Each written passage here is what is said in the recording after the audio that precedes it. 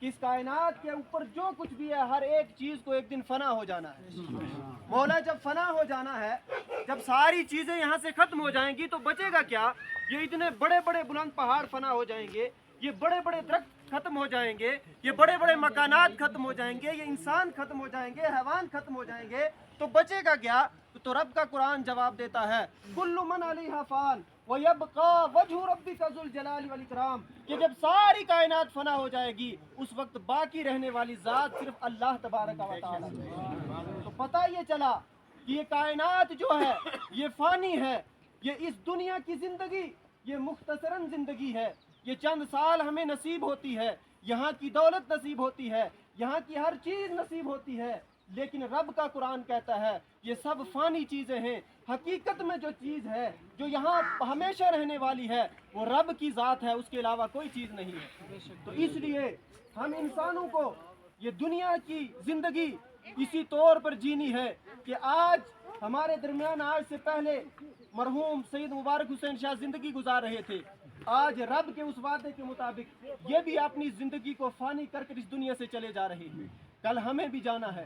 آج کا ایک متفقہ قاعدہ لے لو کہ آج دنیا کے اندر کتنے مذہب پائے جا رہے ہیں، ہر مذہب میں فرقے ہیں، ہر جگہ اختلاف نظر آئے گا، ایک مذہب کا دوسرے مذہب سے اختلاف ہے، ایک فرقے کا دوسرے فرقے سے اختلاف ہے، ایک مولوی دوسرے مولوی سے لڑ رہا ہے، ایک سیاستدان دوسرے سیاستدان سے لڑ رہا ہے، حتیٰ کہ باپ بیٹے میں اختلاف یہاں تک ہو چکا ہے، لیکن کائنات کے اندر ایک چیز ایسی ہے جس میں کسی کا اختلاف نہیں۔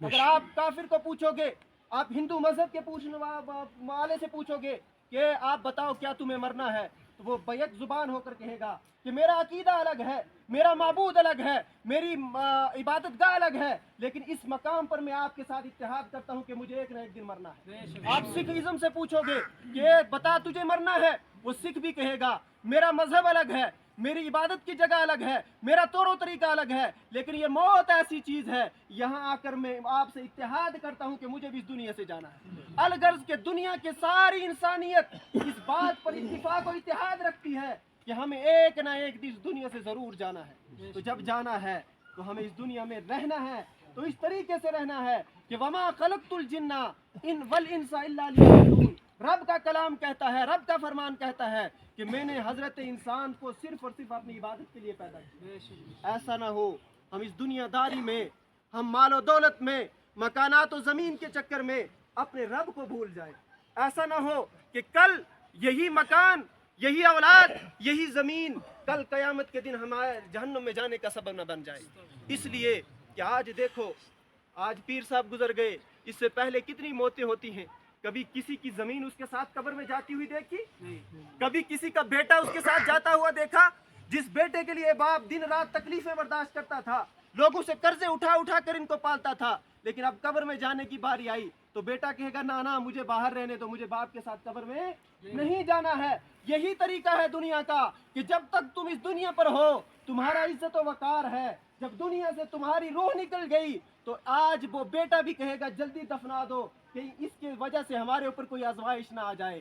تو اس لیے ہمیں اس موت کے دن سے، اس جنازے سے ہمیں پیغام یہ لینا ہے، اور شاعر بھی یہی کہتا ہے کہ جنازہ آگے آگے کہہ رہا ہے اے جہاں والو، جنازہ آگے آگے کہہ رہا ہے اے جہاں والو، میرے پیچھے چلے آؤ تمہارا رہنما میں ہوں۔ آج ہم کیا کرتے ہیں؟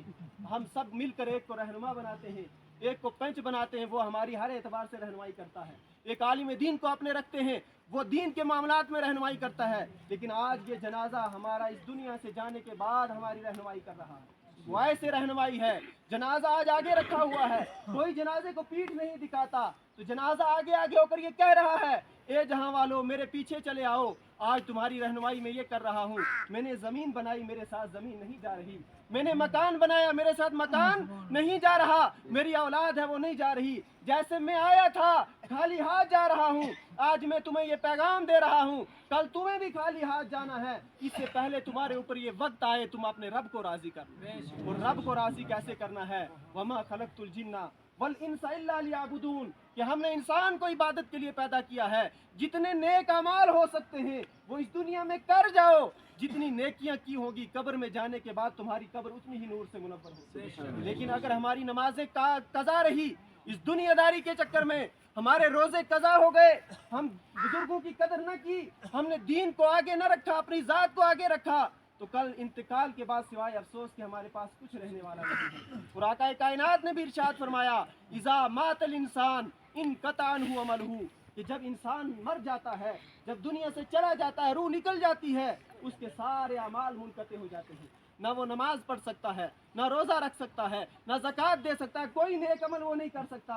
लेकिन हुजूर फरमाते हैं, हाँ 3 चीज़ें ऐसी हैं कि मरने वाला मर जाता है, लेकिन उसके बाद भी उन 3 चीज़ों का सवाब उसको कब्र में मिलता रहता है। पहली चीज़ इरशाद फरमाई, इल्ला मिन सदक़तिन जारिया, कि पहले सदका जारिया है कि अगर मरने वाला मर गया लेकिन दुनिया के अंदर उसने सदका जारिया किया है, उसने कोई मस्जिद बनाई है, कोई मदरसा बनाया है, किसी जगह दरख्त लगाया है, कुआं खोद के पानी का इंतजाम किया है, तो मरने वाला तो मर गया, जब तक लोग पानी पीते रहेंगे इसके नामा अमाल में सवाब लिखा जाता रहेगा। जब तक वो मदरसा चलता रहेगा, उस मस्जिद में नमाज होती रहेगी, तब तक मरने वाले के नामा अमाल में नेकियों का इजाफा होता रहेगा।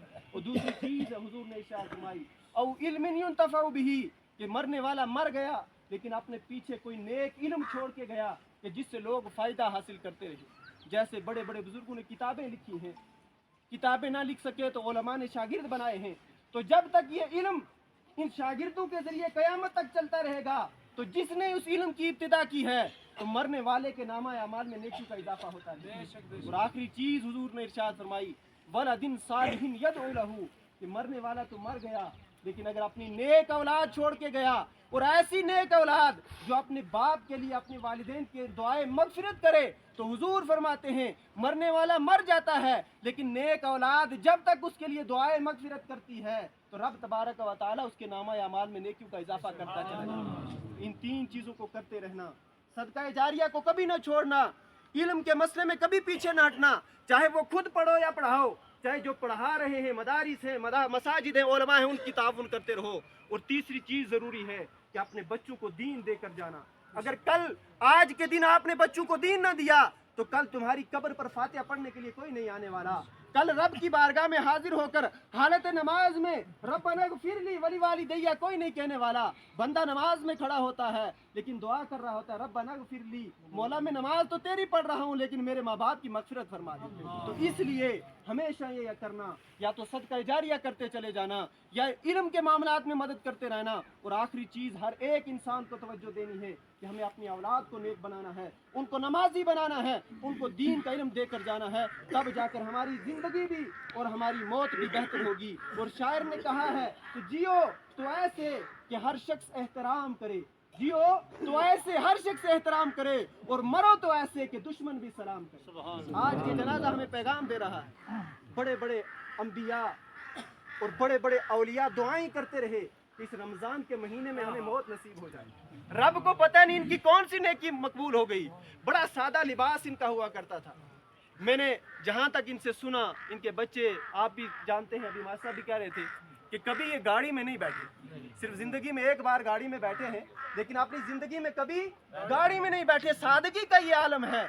पता नहीं सादगी में रब को कौन सी अदा पसंद आ गई कि इस रमज़ान मुबारक का वो महीना कि जिसकी अजमतें और रिफतें कुरान बयान करता है, और जिसके बारे में हुजूर फरमाते हैं आखिरुहु इत्कुम मिनन निरान, ये जो आखिरी अशरा है इसमें रब बंदों को आग से आज़ादी का बिशारत सुना देता है, जहन्नुम से आज़ादी की बिशारत सुना देता है। आज ये इस मशरे में इंतकाल हुआ है तो रब की वो बिशारत जो हुजूर की ज़ुबानी है कि इनको जहन्नुम की आग से आज़ादी का परवाना सुना दिया। हदीस पाक का मफहूम है कि जो बंदा रमज़ान मुबारक में इंतकाल करता है उससे हिसाब कब्र को उठा लिया जाता है। इनकी कब्र भी बेहतर हो गई, इनकी हशर भी बेहतर हो गई। इनके जनाजे से ये हमें सीखना है कि नेकियां करते रहना है। पता नहीं रब को कौन सी नेकी पसंद आए और हमें बख्श दे और हमें भी ऐसा मुबारक महीना नसीब करे। बस इसी पर मैं इख्तिताम करूंगा कि रब तबारक व तआला हम सब को भी रमज़ान मुबारक की फरमाए और हम सब की हाजिरी को अपनी बारगाह में कबूल अता फरमाए। और अगर ये इनकी मग़फ़िरत हो चुकी है तो रब तआला इनके सदक़े हमारी भी मग़फ़िरत फरमाए।